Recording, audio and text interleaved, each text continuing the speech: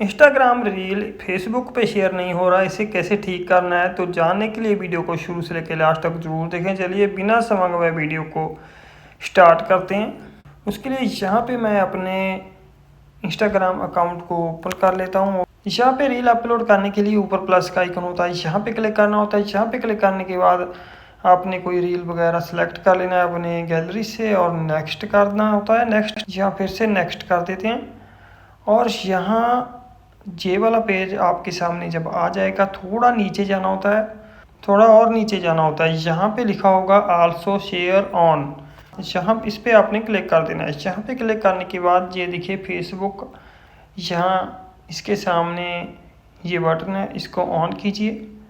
Always share reel, इस पर click कीजिए।